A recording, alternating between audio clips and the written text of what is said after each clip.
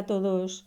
Puede que las modas que seguimos en el siglo XXI, cuando pasen varios cientos de años, puedan parecer una auténtica aberración, como hoy en día nos impacta el saber que entre los siglos XIII y XVII se puso de moda el emparedamiento.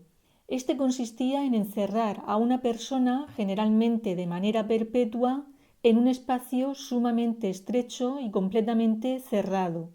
Y no me refiero a que cerraran la puerta con una llave, me refiero a que una vez dentro tapiaban el hueco de la puerta por donde había entrado. Únicamente existía una pequeña ventana que daba al exterior y a través de la cual le pasaban alimento. La persona que se entregaba a ese modo de vida lo hacía voluntariamente y normalmente solían ser mujeres. Muchas huían de matrimonios impuestos, otras no tenían familiares que las pudiesen dotar convenientemente para el matrimonio, y permanecer soltera era algo que en la Edad Media estaba muy mal visto. Otras muchas eran mujeres que al haber quedado viudas y haber terminado con su cometido como esposas, sentían que ya no tenían ninguna función en la sociedad, algo que recuperaban con esa nueva forma de vida, porque su papel durante su encierro era fundamental para los vecinos, y es que éstos se sentían protegidos por sus oraciones, porque ese era el cometido de las mujeres emparedadas o muradas. De hecho, confiaban más en ellas que en las propias monjas de los conventos, porque existía la creencia de que dichas mujeres, al hablar menos con otras personas, tendrían más tiempo para hablar con Dios. Así también lo creyeron los reyes de distintas épocas. El rey Teobaldo de Navarra, por ejemplo, quien reinó en el siglo XIII, dejó en su testamento una recompensa para las emparedadas que rezaran por él. La labor de estas mujeres consiguió, por tanto, un alto reconocimiento social, hasta el punto de que los reyes católicos les liberaron del pago de impuestos. Con tal consideración, el día del comienzo de su encierro había que dotarlo del protocolo correspondiente. Los murados o emparedados debían de hacer el llamado voto de tinieblas. Este era un ritual en el que confesaban sus pecados, se ponían ropa negra para asistir a su propio oficio de difuntos y el sacerdote le leía los salmos que se recitaban durante las misas funerarias. Finalmente eran acompañadas en procesión hasta la celda del enclaustramiento, recibiendo la extrema unción antes de entrar. De esa manera quedaba asistida espiritualmente en caso de que falleciera. Una vez en su interior disfrutaban como única pieza de mobiliario de un banco de piedra.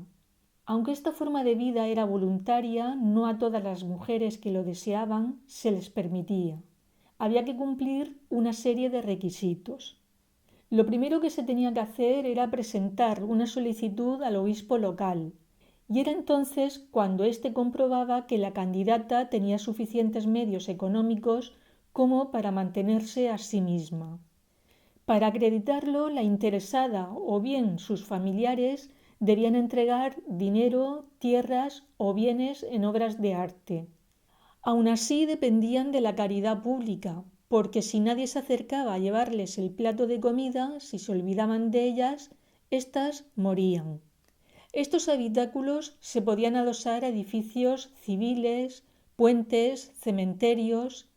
Igualmente podían recluirse en alguna habitación de sus propias casas, pero lo normal era que se adosaran a paredes contiguas a las iglesias, como es el caso del que se conserva en Astorga, en la provincia de León, en España, que se encuentra adosado a la iglesia de Santa Marta. Este tenía especial importancia porque se encontraba en el llamado Camino de Santiago, por lo que era parada obligatoria para todos aquellos que haciendo dicho camino necesitaban de su protección, consejo o consuelo. Y es que las muradas o emparedadas eran muy apreciadas por su sabiduría. Incluso se les atribuían poderes curativos. Todo ello les dotaba de cierto halo de santidad, con lo cual los vecinos estaban encantados, porque era como contar con un santo vivo al lado de tu casa. De hecho, algunas de ellas llegaron a ser canonizadas, como fue el caso de la española Santa Oria, quien permaneció emparedada durante 15 años. O el caso de Juliana de Norwich, quien fue emparedada en Gran Bretaña en el siglo XIV y quien, aunque no fue canonizada formalmente, sí que es considerada una santa por devoción popular. Fue precisamente el miedo a la herejía que podían generar los llamados santos en vida lo que llevó a su fin a las emparedadas. Eso y que realmente esa forma de vivir la religión, por muy piadosa que fuera la emparedada, la vivían al margen de la Iglesia, sin estar sujeta a ninguna norma. Y esto no gustaba nada a la jerarquía eclesiástica.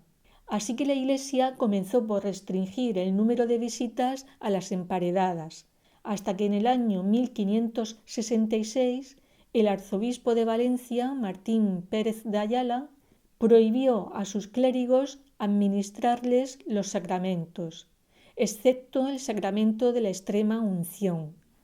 Igualmente, la Inquisición prohibió la lectura del libro de la muy devota oración de las emparedadas, libro que servía de guía espiritual. Y ya con la llegada de la Ilustración, los intelectuales la consideraron una auténtica aberración, quedando definitivamente abolida en 1693. Pero el emparedamiento no siempre fue una elección voluntaria de la emparedada, también se aplicó como castigo. Tal fue el caso de doña Urraca, hija del conde castellano Fernán González. Parece ser que éste en un momento dado se enemistó con el rey Ordoño IV de León, esposo de su hija.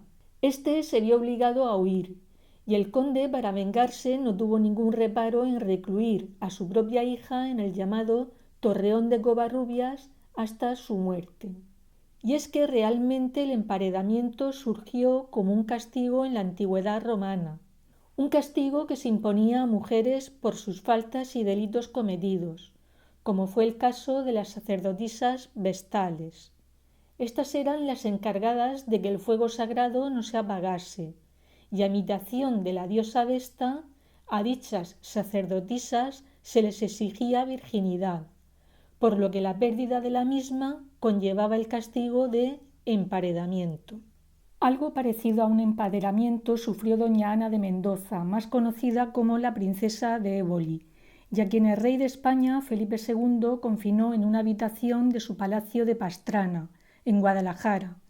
La creía partícipe de una conspiración en la que junto a su secretario Antonio Pérez vendía secretos de Estado a los enemigos de España. La princesa de Éboli pasó los últimos años de su vida en dicha habitación, permitiéndosele asomarse por la ventana una sola hora al día, por lo que la ventana pasó a la historia como la ventana de la hora.